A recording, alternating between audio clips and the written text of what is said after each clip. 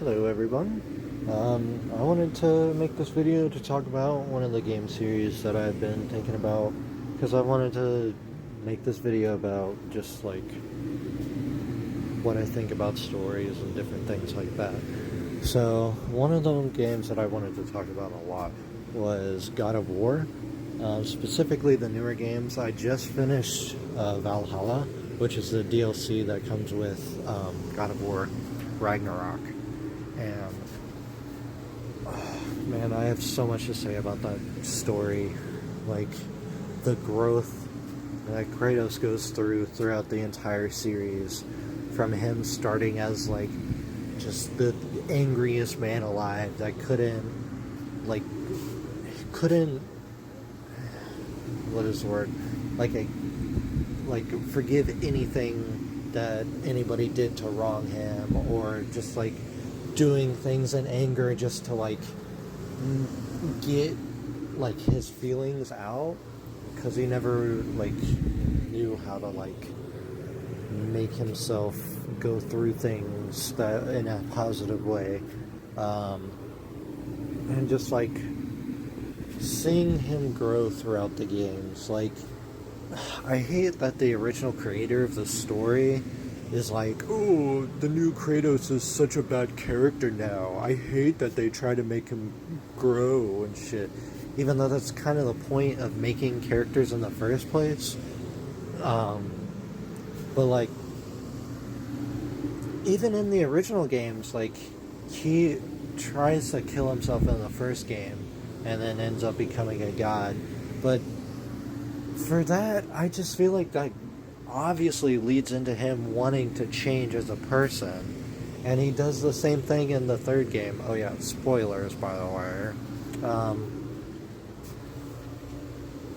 But after he kills all the gods of Olympus, and Athena's like, oh, give me all the power that you took from Pandora's box, and he sacrifices himself to give back all of the power to humanity. And she's like, oh, fuck you for taking away that power. I could have done so much with it. And honestly, I don't like their portrayal of Athena, because I don't see her as a bad person or like a bad god. But, you know, it's what they wanted to do with the story, so I don't mind it. I just don't think that's how Athena would act in that situation at all. Like, throughout the games, she's very manipulative and like trying to take advantage of Kratos and his like misery. And I really like the way that they show that in the newer games, specifically God of War 2018. Like whenever Kratos goes back for his Blades of Chaos to save Atreus from the sickness that he's dealing with, he like is going back to his home to like retrieve the blades, and he has visions of Athena, and he talks to her and is like, or she's like talking to him about how he just ruins everything he touches and can never change, and he is always going to be a monster. And I love the way that he responds. Like, he's like, I know I will always be a monster, but I am your monster no longer. And I love the dialogue in the new games. I love the way that they portray the Norse mythology, and I need to do a little bit more research on that, because from what I've heard, they don't follow the Norse myth like to a T. It's more just like their interpretation of it, and I enjoy that, because like they also did that with the Greek mythology. Kratos isn't even the son of Zeus in actual Greek mythology. He's like the son of a Titan or something like that. But yeah, I want to make a full form video of this, like with editing and everything, but I don't know how to do all that. So I just want to, like, this is what I'm gonna do with all the stories that I want to talk about until I actually learn how to edit and do everything. And I'm probably gonna make more videos to talk about all the different intricate things that I do want to talk about with these stories. So if you ever want to just like tell me what you would want to hear about my opinion of in a story, or just like anything that I like have a thought on, just like put it down in the comments. I'll talk about it eventually. Let me see what else. I really like the way that they end off Kratos' story in Valhalla. And I like the way that they use Tyr to like get him through that.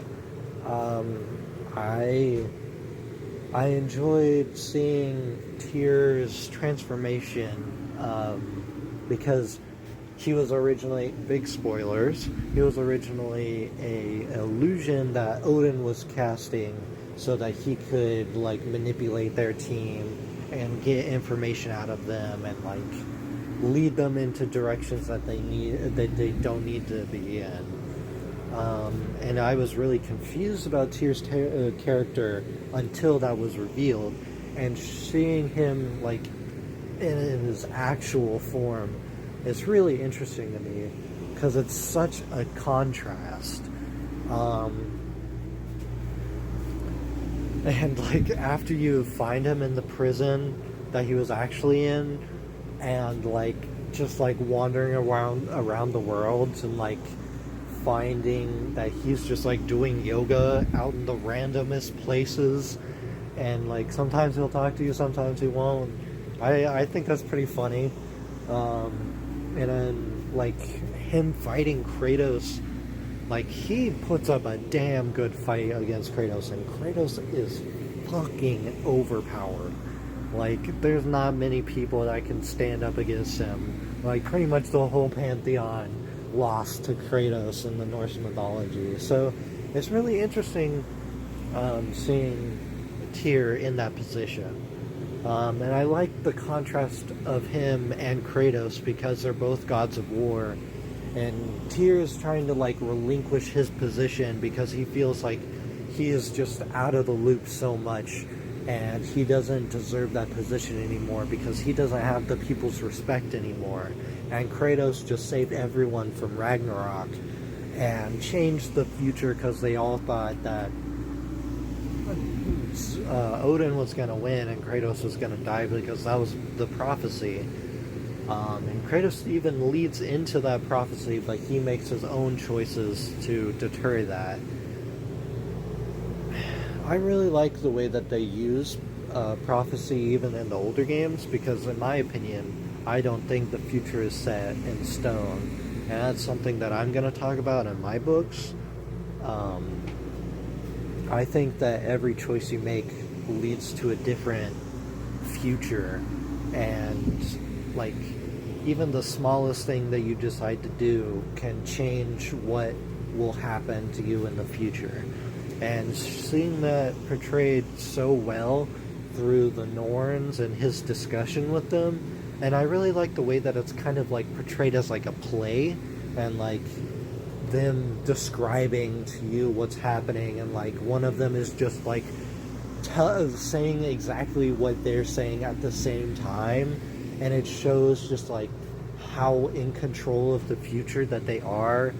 And like even though they are in control, they still are like, they still don't like know everything that's gonna happen. And they even tell that to Kratos. It's like, you are the sum of your choices, and because your choices never change, you will cause everything that is prophesied. Anyways, this video is about to get too long, so if I end up making more of what I think about this story, then I'll just make it in a different video. But yeah, I really enjoy God of War, especially the newer ones. I'll talk about the older games more in a different video. But yeah, thank you for watching.